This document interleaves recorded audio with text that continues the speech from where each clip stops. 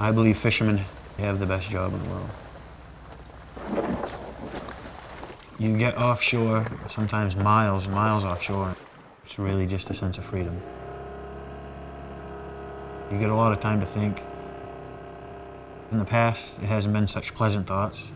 What am I going to do when I get in? Am I going to get paid today? Or am I going to get paid at the end of the week? As an addict, that's what's always on your mind, always. You might be thinking about something else, but somewhere up there you're thinking about using 24 hours a day.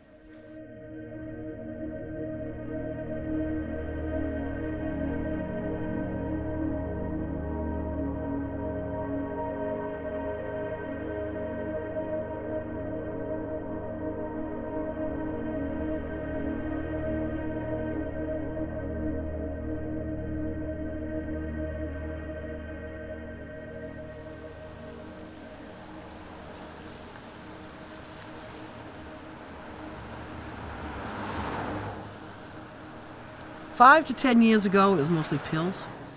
But probably 2 years ago, and especially within the last year, we've really been hit with the heroin. That's all there is around here now, basically.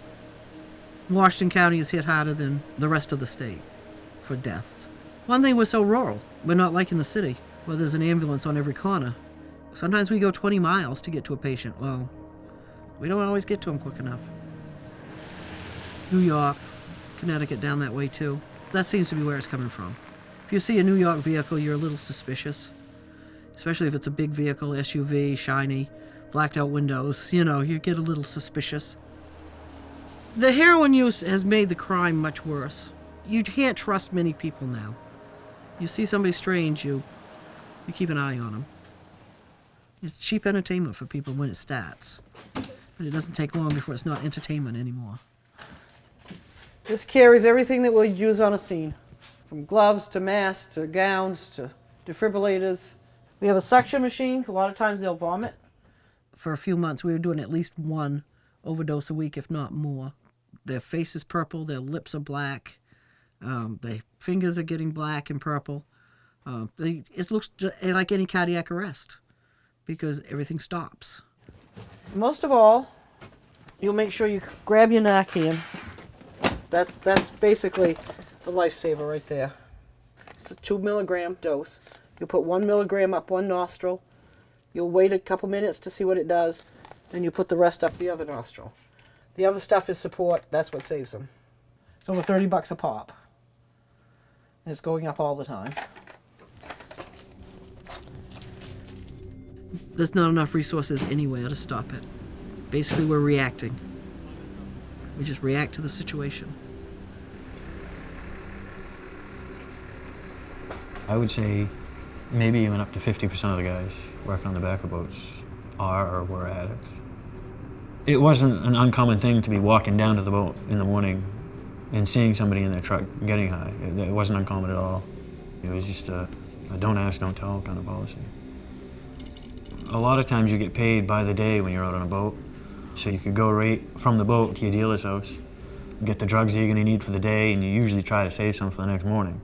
If you do, you're good until noontime, 1 o'clock. You can work like Superman.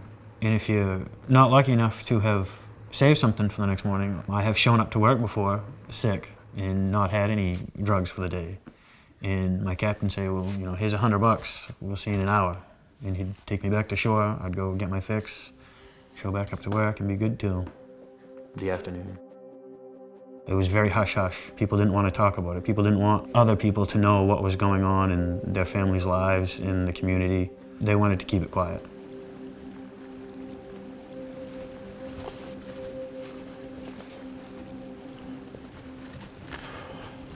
I guess one of the reasons I chose the spot because this was Sam's favorite fishing place.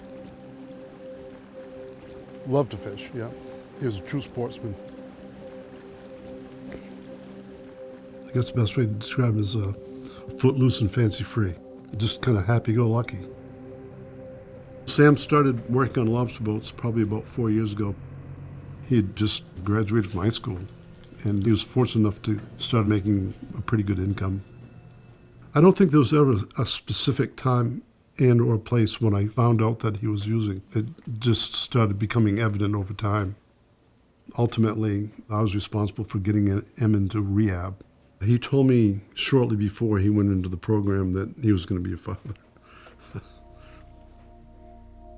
I'm usually not about posting real personal stuff on here, but I'm going to be a father April 2016.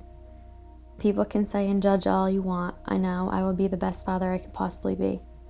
No, it wasn't planned, and no, we won't be perfect, but who is? I love you, Chris, sincerely. We will get through it all together and be the parents our kid deserves, I promise. I always knew that he was an addict, but I'm the type of person that I'm not going to judge someone by their past. When I first met him, he wasn't doing them. I think he started using again when he was fishing because all the money he made, and an addict that makes money, their first instinct is, oh, I can go buy this with this. I can get this much of this. When he fished, he was used to being on drugs. He knew himself that he needed help. I remember him saying that I was the only positive thing left in his life. So pretty much he wanted to go get help for me and the baby. When he came back from rehab, he was a completely different person. He was real happy. He was beaming all the time, particularly with the anticipation of the birth of his son. I looked at it as a success story. I was thrilled, happy, upbeat. I said, this whole thing has worked, you know. And I was just totally broadsided by the event 2 days later. I was building a fire pit on the beach, thinking that when he came back that we'd probably sit down and drink some beer and have a fire. And I got a telephone call. It happened in the parking lot of my best friend's business. The scene was just something right out of a movie. There's just so many lights, blue lights and red lights, and a lot of commotion, a lot of people. And they wouldn't let me near the scene. My friend who found Sam said, trust me, Jeff, you don't want to see it anyway. So, and that was that. I got in my car and went home. But at the time there was a lot of bad batches around because other people were overdosing too, but there's always that, it's not gonna happen, you know what I mean? It's not gonna happen to me. At first I didn't believe it. I was like, no, but a part of me knew, I guess, that yeah, it happened. All I remember, I was just screaming. Like, it still haunts me. And then I had Luca 11 days after. I know, we're getting out. I just don't know where I would be if I didn't have him. Just because everything that happened. I just know that I have to get up and go to work and come back to Luca. You're silly.